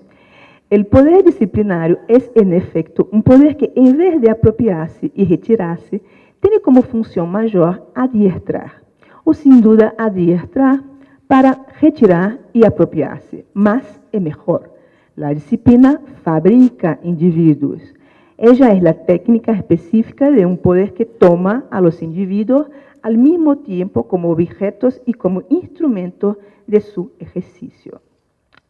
La verdad que una de las cosas que ha impactado muchísimo a la idea o al concepto de disciplina que tenemos nosotros, es claro, es la concepción que traje de Foucault, la idea de que la disciplina fabrica los cuerpos dóciles. Y esto es muy importante para nosotros porque la recepción de Foucault cuando llega en América Latina, llega en el contexto de las dictaduras latinoamericanas, llega en el contexto en que todo lo que viene como disciplina está asociado a la disciplina del ejército, a lo que está ligado a los militares, a lo que está ligado al ejercicio de un poder autoritario. Entonces, cuando leemos Foucault, y Foucault llega para nosotros en fines de los años 70, inicio de los años 80, cuando leemos Foucault, leemos desde el punto de vista de nuestra cultura, lo que sea, desde el punto de vista de la disciplina como un control, no como algo que se pueda, el autocontrol o la gubernamentalidad, como algo que pueda permitir la libertad, pero algo que sí siempre sujeta el sujeto, o sea, fabrica los cuerpos dóciles. Y es muy interesante porque en pedagogía, o sea, yo trabajo con historia de educación, y en la facultad que trabajo yo y en la mayoría de los trabajos que leo yo, cuando se asocia Foucault a educación, por general se cita el libro Vigilar y Castigar, porque en portugués es vigiar y punir, vigilar y castigar, y siempre el tema de los cuerpos dóciles. Entonces, mira, llega para nosotros en el contexto de las dictaduras militares, pero no solo esto, llega para nosotros en el contexto de la crisis de la escuela, que ya han planteado los panelistas que me antecedieron ayer, por ejemplo. Entonces, llega en el momento en que nosotros planteamos o nosotros preguntamos, ¿a qué sirve la escuela? ¿Qué hacemos nosotros en la escuela? ¿Cuál es el poder del maestro? ¿Estamos nosotros haciendo la reproducción social? ¿Qué papel jugamos nosotros en el asujetamiento de estos chicos? ¿No? Entonces, al mismo tiempo que Foucault nos habla de los cuerpos dóciles, nosotros estamos preguntándonos a qué sirve la escuela, a qué sirve todo este proyecto de escolarizar a todos los niños y todos los jóvenes, ¿no?, en la escuela. ¿Y qué lugar tenemos nosotros como maestros en esta dimensión? Y es claro que si por un lado tenemos todas las tesis de la desescolarización de la sociedad, del social, estamos también en crisis de la cultura, que es otro tema muy interesante que no puedo desarrollar acá, pero que hace parte de este cambio, que es toda la discusión en términos de que no tenemos una sola cultura, que la cultura es múltiple, que cada grupo social tiene su cultura y que hay que respetar la cultura de los otros. ¿Qué cultura entonces debe la escuela enseñar? Bueno, en este contexto, claro que todo lo que parece asociarse a disciplina tiene que ser colocado al margen, porque disciplina es comprendida entonces como una sumisión ciega a las reglas, ¿no?, y gubernamentalidad como práctica autoritaria.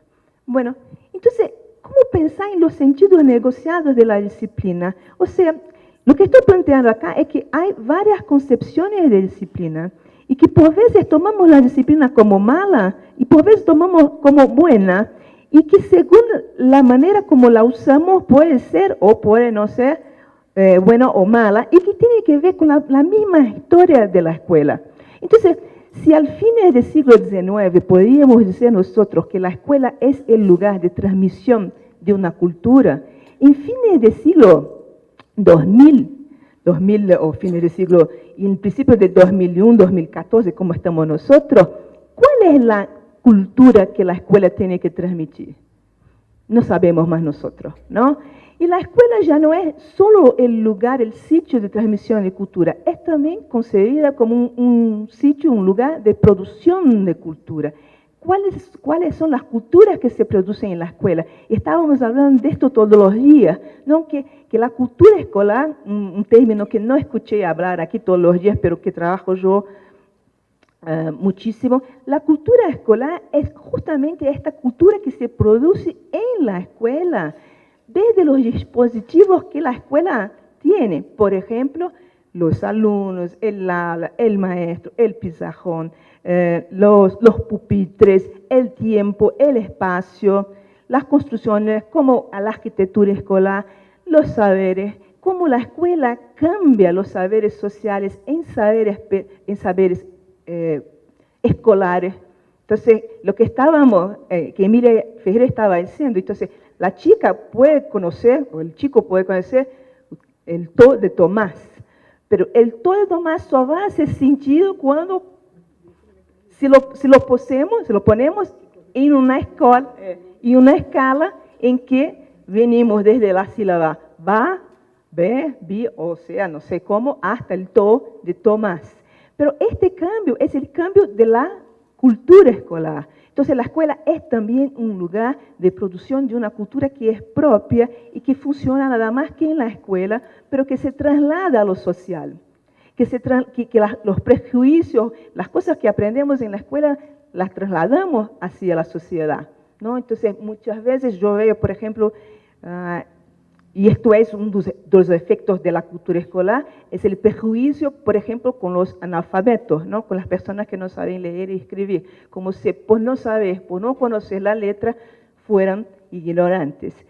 Pero además de esto, los desafíos que tenemos nosotros es que la escuela hoy no es solo la escuela de transmisión y de producción de cultura, es también la escuela de convivencia de culturas. Es una escuela en que todos los grupos sociales tenían acento, todas las religiones tenían acento. No hay como desplazar las religiones de la escuela. Ellas ya están ahí, ¿no? Las varias maneras de concebir el espacio religioso está ahí. Las concepciones religiosas están en la escuela. ¿Cómo están las concepciones de niñez, de juventud, pero también cómo están las demandas de todos los grupos sociales, las demandas étnicas, las varias culturas que están adentro de la escuela? La escuela, ¿por qué se tornó una escuela obligatoria? ¿Por qué se tornó un pasaje obligatorio de toda la niñez y toda la juventud? No es un espacio destacado en la sociedad es el mismo espacio de la sociedad, es el espacio donde todas las contradicciones sociales están ahí adentro. Y es siempre un espacio de tensión. Entonces, sí, podemos decir nosotros que la escuela obligatoria surgió al fines del siglo XIX como una especie de pasaje de la cultura oral a la cultura escrita, o sea, una manera de reforzar la cultura escrita. Esto que estaba diciendo, por ejemplo, Emilia Ferrero, ¿no? Que cuando el niño entra a la escuela, todo lo que es sabido, todo lo que sabía sobre la lengua, tiene que dejar al margen porque está imbuido de la cultura de la oralidad. En la escuela trabajamos nada más con la cultura de la escritura, ¿no? Pero hoy por hoy, esta escuela que trabaja con la cultura de la escritura y que está basada en la cultura de la escritura, la linearidad, el pensamiento que se profundiza, nada de la memoria que no es repetitiva, contra la memorización y mismo contra todo lo que es más, que no está en el libro o no es una manera libresca de pensar y de hacer, ¿no? Esta misma escuela está permeada por una otra sociedad, que es la sociedad de una otra cultura, que es de la imagen, de la internet, de la conexión. Entonces, hoy esta escuela ella no consiguió, obviamente, superar, reemplazar la cultura oral por la cultura escrita en su interior, y ahora tiene también que convivir con la cultura de la imagen. ¿Cómo trabajar la disciplina en este conjunto de ejes, ¿no? Oralidad, escritura e imagen? Claro que la naturaleza del trabajo académico es muy distinta de la naturaleza de la concepción de tiempo que tenemos nosotros. Entonces, claro que para estudiar una cosa hay que detenerse, profundizarse, suspenderse del tiempo social, estar en el tiempo que no es el tiempo del trabajo, de la sociedad, que es el tiempo del pensamiento, ¿no? Para estudio, para ejercicio. Tenemos que suspender este tiempo. Pero al mismo tiempo estamos ahí instados por la fugacidad del instante, ¿no? Entonces, ¿cómo estamos premidos? Entonces, ¿qué pensar? ¿Cómo pensar entonces la disciplina? La idea de disciplina con escolarización, ¿no? Entonces, la idea es que podemos trabajar con varias acepciones históricas de disciplina. O sea, ¿por qué un chico está en la computadora jugando, por ejemplo? Porque está en silencio, está disciplinado. Si un niño está en un trabajo con los otros, peleándose, pero está en un proyecto colectivo, ¿no está disciplinado él también? A despecho de no estar en silencio. Entonces, ¿cómo trabajar con esta dimensión, las varias dimensiones, las varias concepciones de disciplina? Una, que si mantenemos la escuela como la tenemos hoy, que es una escuela de enseñanza a la vez simultánea, con varios niños en el aula, sí tenemos que tener un poco de orden, si no, no trabajamos. Por otro lado, el orden no significa siempre silencio, es obvio. Por otro lado, el maestro no tiene que ser autoritario al solicitar de los niños que se queden en orden o en trabajo, con el trabajo, por ejemplo, o en algunos momentos en el silencio, porque la autoridad del maestro no es el autoritario del control de la disciplina. No pensar en esta clave, pero pensarlo en la necesidad de la disciplina como algo que hace parte del juego o del trabajo común en el aula.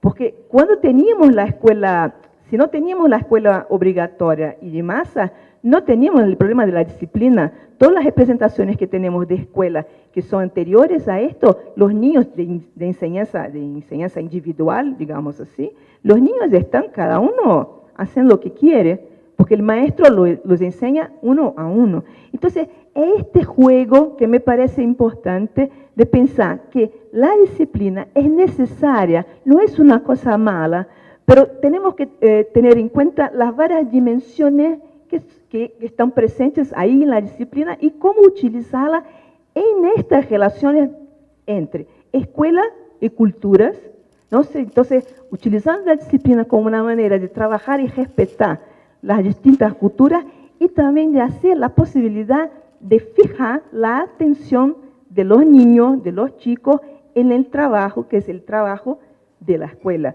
Porque acá sí, yo coincido con los autores, la escuela promueve una suspensión del tiempo, que es el tiempo del ejercicio, el tiempo de la elaboración mental, el tiempo del pensamiento. Si no hacemos esto, y no digo solo en la escuela, si nosotros estamos en casa haciendo los ejercicios, también tenemos que tener una suspensión. Salimos por un rato del tiempo, que es el tiempo social, para estar en otro tiempo, que es el tiempo del pensamiento, esta suspensión, ¿no? Y la disciplina es necesaria también para hacer este cambio. Entonces, ¿y por qué la disciplina, y ahí coincido con Dewey, puede nos proporcionar también libertad? Bueno, no solo porque podemos seguir todo el ciclo de la escolarización, obviamente, pero también porque por la disciplina podemos organizar el presente, pensar el futuro y comprender el pasado, ¿no? Entonces, es también una manera de presentar, una manera comprometida de presentar, de se presentar, ¿no?, al mundo y comprender y entender el mundo. Entonces, la verdad, el que me instigó a hacer esta fala, esta presentación, esta ponencia, fue justamente la necesidad que yo veo hoy de empoderar a los maestros cuando ellos exigen disciplina a los niños, porque no es porque pedimos a los niños disciplina que somos autoritarios.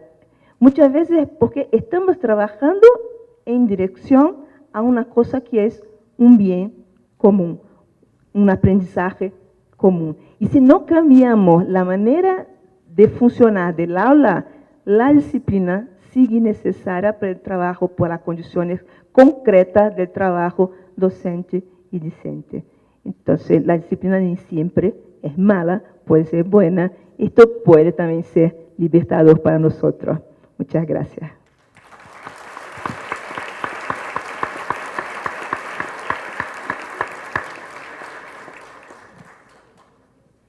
Muchas gracias, Diana. Pasan las preguntas, por favor.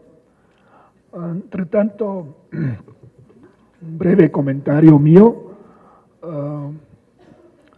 Estamos reunidos, yo creo, también alrededor de la cuestión que a todos nos mueve, de tratar de entender cuál es lo específico que la escuela toda puede contribuir en estos tiempos, donde está cuestionada, donde se le puede transformar desde una visión tecnocrática. Sí, no, está bien. Cada uno yo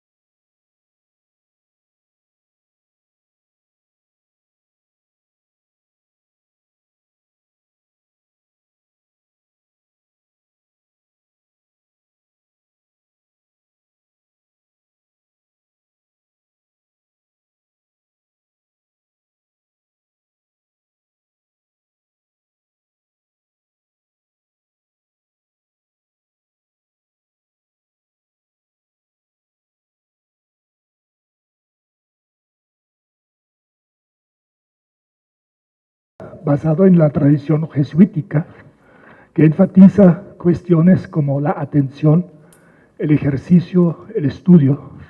Y evidentemente esto causa también ciertos malestares aquí entre nosotros, porque niega otra parte de la tradición que tenemos desde Lutero, los Realia, desde Comenio, desde Rousseau, y el énfasis en el niño, y el desarrollo del niño que tenemos con Dewey, en la educación activa que tenemos con Piaget, en la importancia del aprendizaje versus la enseñanza. Y creo que es un poco desde esa perspectiva que han criticado el planteamiento de nuestros colegas belgas, mis colegas, pero también han propuesto, digamos, no solamente han criticado, sino han tratado también de proponer cuáles son entonces algunas características, ¿no? Emilia, al enfatizar el asunto del aprendizaje previo, siempre necesario, siempre presente, que no solamente es un aprendizaje escolar, sino fuertemente también un aprendizaje extraescolar.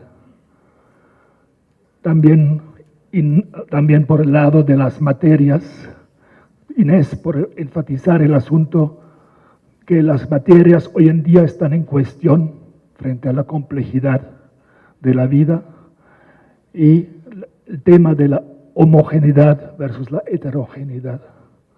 Y ha tratado Inés de mostrar algunos dispositivos innovadores. Y Diana, de alguna manera, ha tratado de discutir una visión tradicional, digamos, de disciplina contra concepciones más innovadoras de disciplina. Pero vos, habiendo hecho mi comentario, paso la palabra a mis colegas que contesten las preguntas que han recibido. No sé quién quiera empezar. ¿Ninguna pregunta para Emilia Ferrero? Va. Los convenció.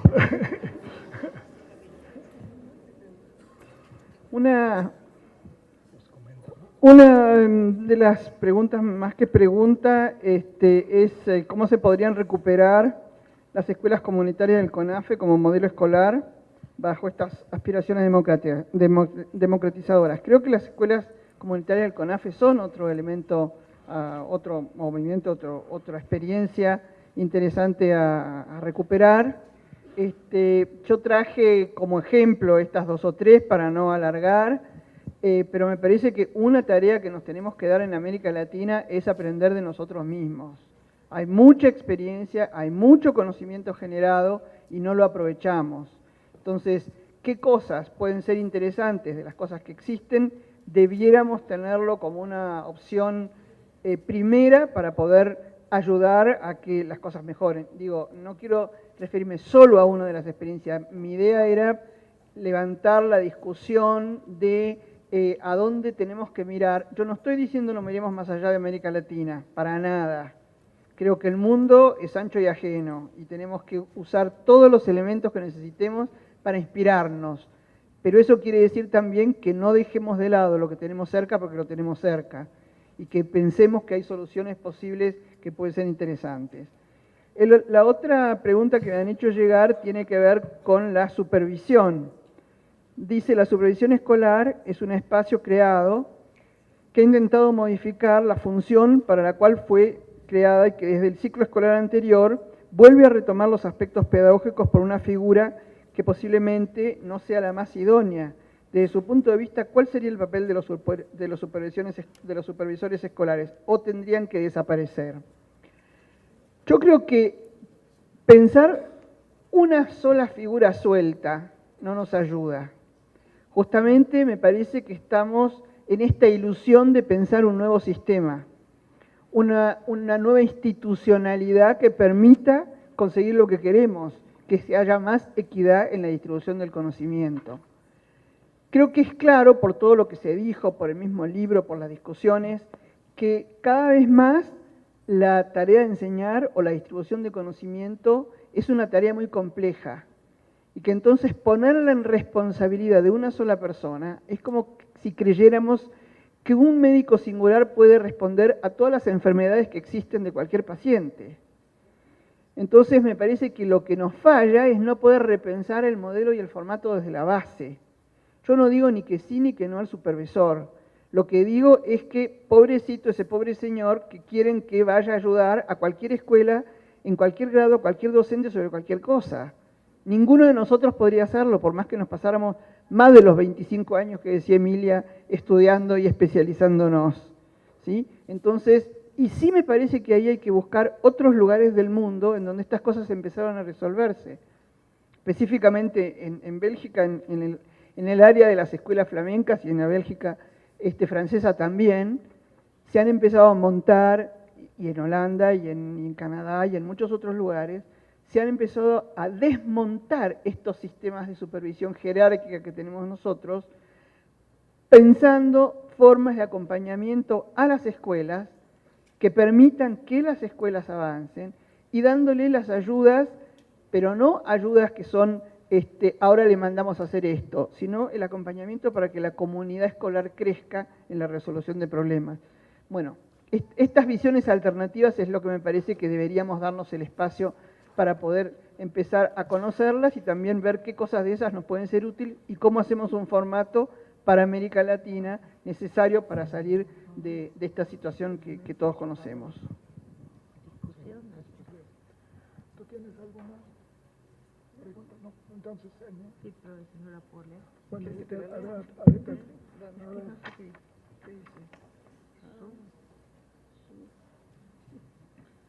bueno, Planteamiento.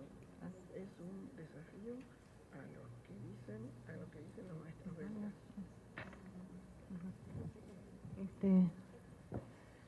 A ver.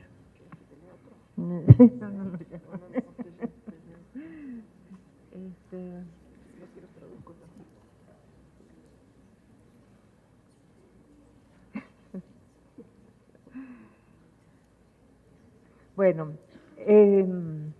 a ver, hay una pregunta que está anclada en la noción de suspensión, otra que está anclada en la noción de diferencia. Después, bueno. ¿Qué? Bueno, y hay otras que no sé qué son, porque me las ocultaron. Bueno, entonces hay una que dice, ¿qué pasa con el para todos? Cuando la escuela se vuelca a luchar con la diferencia. Tienes toda la razón en decir que hay distintas diferencias, pero no hay siempre una tensión con pensar la escuela para plantear la igualdad.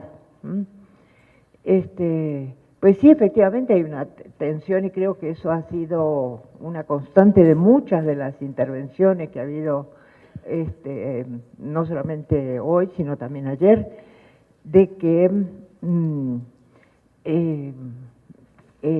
tenemos que convertir en un derecho para todos el lograr ciertos objetivos educativos.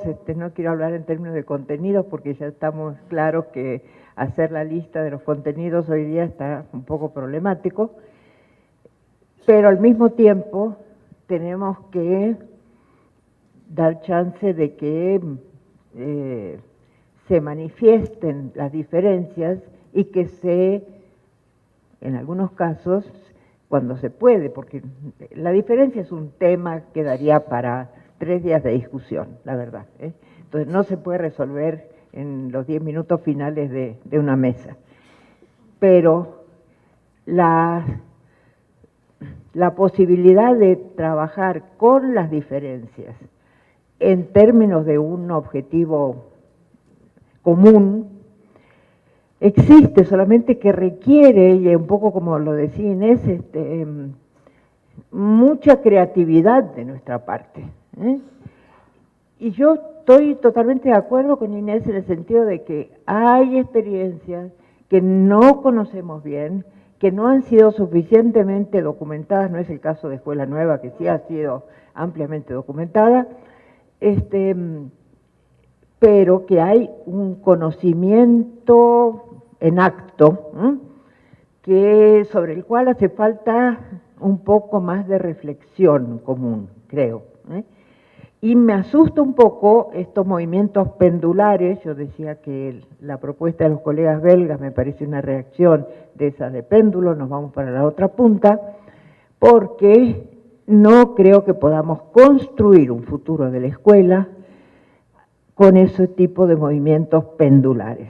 Hay que empezar a tratar de construir a partir de toda la experiencia acumulada, quizás mal acumulada, porque no está suficientemente documentada y difundida. Y, bueno, disculpas al que pide que hable sobre la diferencia y las diferencias, pero no sería serio de mi parte intentar una respuesta en términos de sí, no, en estos pocos minutos. Y quien dice que, dice, soy maestra y cuando entro al aula no puedo suspender el asunto de las condiciones materiales ni suspender mi experiencia y formación profesionales, creo que esa idea de suspensión merece ser debatida más ampliamente. Bueno, me parece que sí se debatió bastante ayer y que hoy de alguna manera hicimos referencia. No estamos hablando del mismo tipo de suspensión cada vez que usamos la palabra y hay que tener cuidado con esas cosas. Aquí dicen, ¿qué era? Que gracias por dar elementos para la discusión, su planteamiento es un desafío a lo que dicen los maestros belgas. Yo lo dije al principio, digo, disentir en el ámbito académico es lo normal, y justamente parte de la vida académica es poner sobre la mesa las diversas maneras de comprender algunos fenómenos, simplemente que el debate está cada vez menos estimulado. Antes se debatía bastante en los congresos de la especialidad de cada quien. Ahora los congresos son masivos, va muchísima gente y el congreso es cada vez más exitoso si congrega a mayor cantidad de personas, lo cual le viene muy bien a la institución, le viene muy bien a las agencias de turismo que están asociadas con la organización de esos eventos. Le viene muy mal a los ponentes, que tienen cada vez menos tiempo para exponer y cero tiempo para discutir realmente.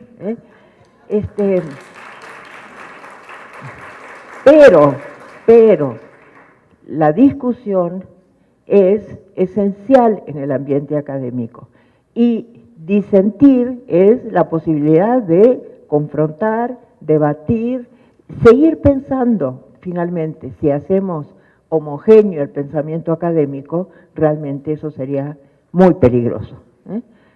Y la que me ocultaron, que ahora leo, los niños llegan a la escuela con aprendizajes previos, claro, pero la escuela y los maestros tienen el encargo de trabajar otros aprendizajes. Desde la psicología esto puede ser problemático, pero ¿por qué no reconocer que la pedagogía produce otra experiencia? A ver. Sí, la enseñanza. Bueno,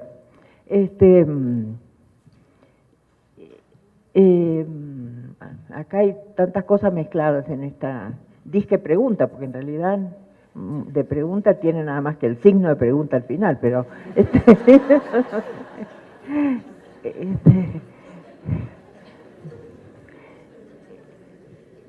yo soy una convencida por razones teóricas y de mi formación como psicóloga del desarrollo, que no hay manera de aprender de veras sin un esfuerzo interior de transformación de los esquemas cognitivos previos con los que llegamos a una experiencia cualquiera ya sea. Entonces, no se aprende desde la nada, desde cero. Se aprende a partir de lo que ya conseguí aprender.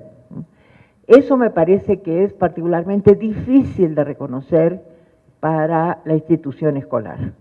La institución escolar prefiere, en esos intentos de disciplinamiento por la homogeneización, prefiere que todos sean igualmente ignorantes, para que lo que va a presentar la institución sea original, nuevo, distinto. Y hay dos maneras de aprender. Una manera que es la que satiriza Bertolt Brecht en sus diálogos, la simulación. Pero la simulación puede ser simplemente el repito y no entendí nada. No me hago cargo de ese conocimiento. Simplemente es algo que alguien dijo para que otro volviera a decir a su vez lo más fielmente posible y así siguiendo con una cadena de transmisión. Ese tipo de cosas, pues es difícil llamarle conocimiento. Se puede decir que también es aprendizaje. Yo no digo que la memorización de ciertos contenidos, cualquiera ellos sean, desde reglas de comportamiento hasta poemas, no sea un aprendizaje. Pero es un aprendizaje que tiene poco que ver con el conocimiento. Y claro que hay muchos tipos de aprendizaje, algunos de los cuales tienen que ver con el conocimiento. Y el conocimiento no es algo que sea propiedad exclusiva de la institución escolar. Más aún en épocas de Internet como estamos ahora, en donde efectivamente están pasando muchas cosas que no sé si van a modificar radicalmente la escuela.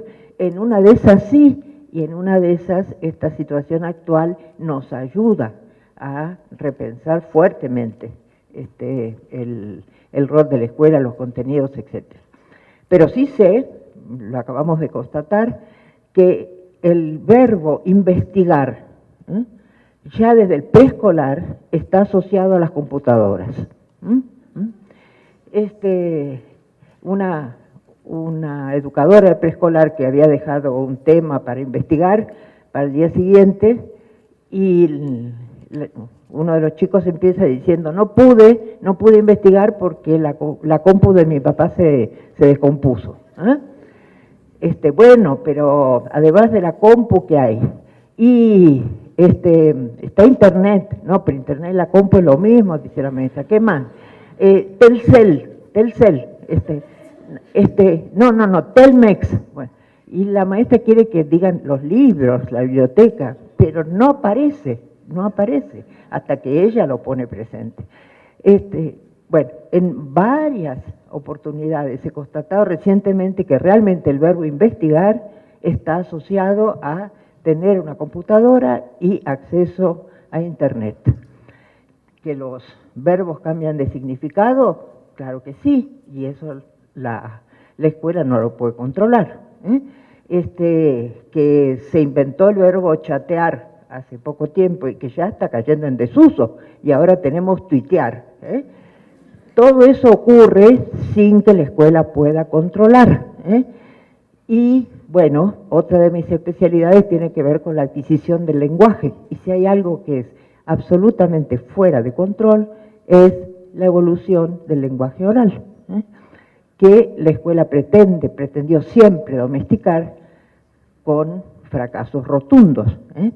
En la época de mi escolaridad primaria, se les ocurrió en Argentina que había que defender la pureza del español y las maestras estaban obligadas a hablar en tú, ¿sí? Como ustedes saben, tú tienes, pero eso es completamente anómalo en la comunicación rioplatense, en donde es vos tenés. Bueno, las pobres maestras, ahí sí que sufrieron, porque se sentían encorsetadas, utilizando un modo de habla que era completamente ajeno a sus tradiciones lingüísticas. Y nos enterábamos los alumnos de que estaba llegando el recreo porque la maestra se relajaba un poco y empezaba a decirnos, hablarnos en términos de vos y no de tú. ¿Qué consiguieron? Nada, absolutamente nada. No solamente el voceo sigue siendo el modo dominante de relación informal, sino que después de bastante tiempo los escritores empezaron a incorporar el voceo en la literatura y algo que no sé, pero a lo mejor Inés lo sabe, ¿entró ya la conjugación? No entró. La siguiente batalla. La siguiente batalla será que entre en el paradigma de la conjugación. Bueno, nada, ya.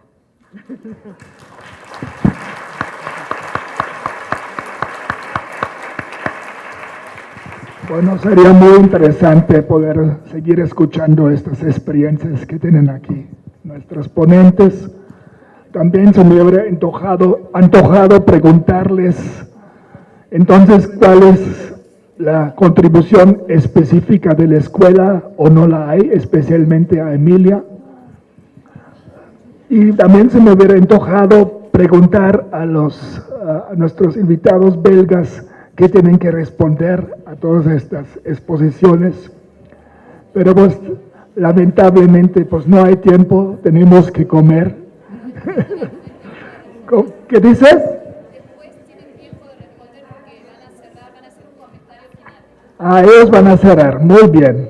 Perdón, panel de cierre de seminario, ahí están, perdón. Si tienen oportunidad. Gracias.